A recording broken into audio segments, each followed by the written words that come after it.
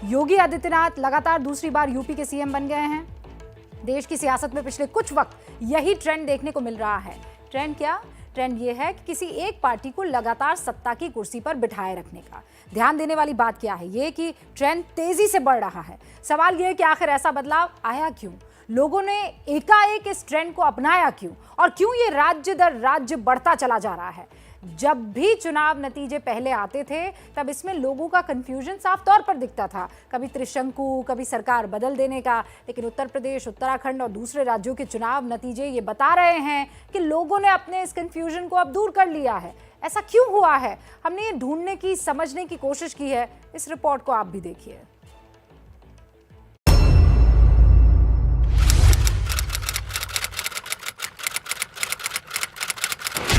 मैं आदित्यनाथ योगी ईश्वर की शपथ लेता हूं कि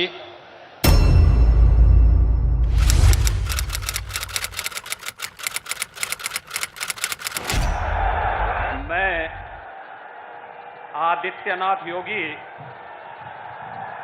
ईश्वर की शपथ लेता हूं कि 37 साल बाद उत्तर प्रदेश की सियासत में ऐसा मौका आया है जब किसी मुख्यमंत्री को राज्य की जनता ने दूसरी बार सत्ता सौंपी है। ये दो तस्वीरें उत्तर प्रदेश के इतिहास के लिए बेहद खास हैं। 5 साल पहले किसी ने सोचा भी नहीं था कि बम्पर जीत के बाद यूपी की कमान एक महंत को दी जाएगी जो सीएम बनने की रेस में भी नहीं था। और अब 5 साल बाद जब यूपी में बीजेपी को दोबारा जीत मिली तो सबको पता था कि इस बार सीएम पद की रेस में कोई नहीं है। बाबा बुलडोजर के आगे कोई चुनौती नहीं है।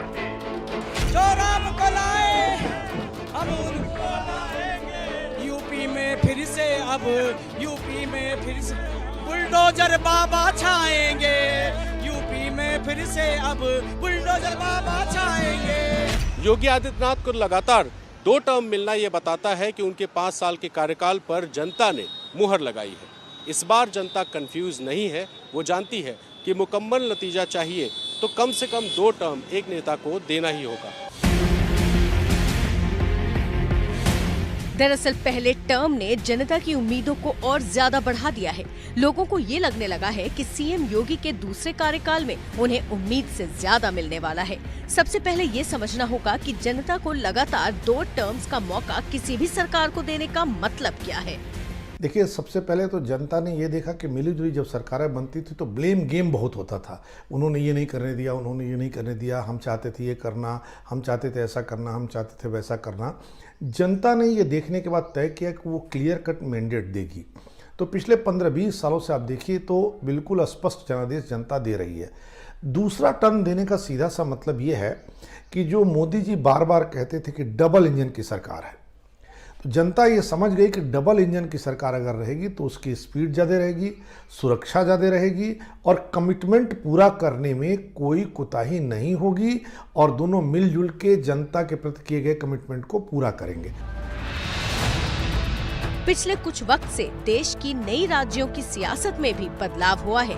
मोदी सरकार से पहले केंद्र में यूपीए की सरकार को भी जनता 2 बार मौका दे चुकी है। राज्यों की बात करें तो कई प्रदेशों में दूसरा टर्म मिला है, जबकि कुछ राज्यों में तो कई साल से एक ही सरकार चल रही है।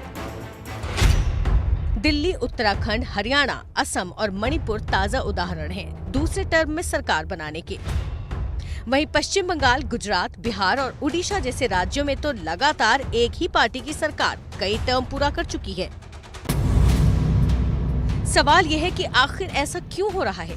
क्या ये माना जा सकता है कि 2 टर्म या उससे ज्यादा बार किसी एक ही पार्टी को सरकार बनाने का मौका देकर जनता किसी तरह का खास संदेश देना चाहती है?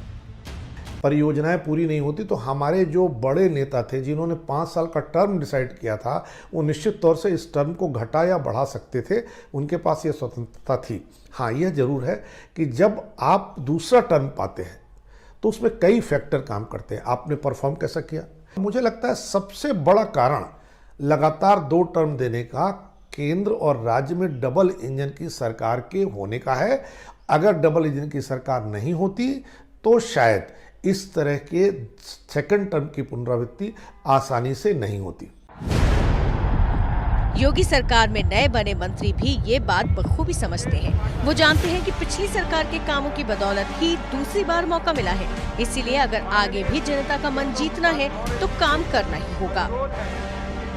सुशासन, सुरक्षा और विकास, ये चार जो है वो प्राथमिकताएं हैं। लोक कल्याण संकल्प पत्र को हम लोग लागू करेंगे। गरीबों को, दलितों को, महिलाओं को, किसानों को, सबको न्याय मिले। हमको अपने क्षेत्र में एक कन्या महाविद्यालय खोलना है। पहले हमारा प्राथमिकता है कि हमारे बलिया में वहाँ की पानी को निकासी कराऊंगा, नालियों का निर्माण करूंगा। जो कुछ भी आवश्यकता होगी उसे उसके अनुरूप कार्य किया जाएगा और प्रदेश को एक उत्तम प्रदेश बनाएगा। कि पिछले 5 साल में हमने जो किया उससे बेहतर करेंगे। जाहिर है योगी सरकार के लिए सबसे बड़ी चुनौती तो पिछली सरकार की छवि को और ज़्यादा बेहतर करने की होगी। साथ ही सीएम योगी के लिए ये दूसरा कार्यकाल दोगुनी चुनौतियों से भरा रहने वाला है, क्योंकि एक तरफ जनता की उम्मीदों पर खरा उतरने का दबाव है तो दूसरी तरफ विपक्ष के तिकड़मों से भी निपटने का दबाव रहेगा। देखिए, एक बड़ी चुनौती छुट्टा जानवर है। दूसरा, जिस तरह लड़के रोजगार मांग रहे हैं राज्य सरकार से और रोजगार उत्पन्न करने के साथ साथ परीक्षाओं में पारदर्शिता लाना, यह एक बड़ी चुनौती है। योगी जी बार बार कहते हैं कि उत्तर प्रदेश को 1 ट्रिलियन इकोनॉमी बनाना चाहते हैं, तो 1 ट्रिलियन इकोनॉमी कैसे बनाएंगे, क्या करेंगे, ये इनके लिए भी एक बड़ी चुनौती है। सीएम योगी की चुनौती इसीलिए भी बड़ी है क्योंकि पिछली बार के मुकाबले उन्हें कम सीटों पर जीत मिली, यानी एंटी इनकम्बेंसी के फैक्टर ने काम तो किया लेकिन ये ज्यादा मजबूत नहीं था। पर अगले 5 साल विपक्ष इसे बढ़ाने का कोई भी मौका जाने नहीं देगा, यानी कुल मिलाकर योगी सरकार के लिए दूसरे टर्म की राह आसान नहीं रहने वाली है।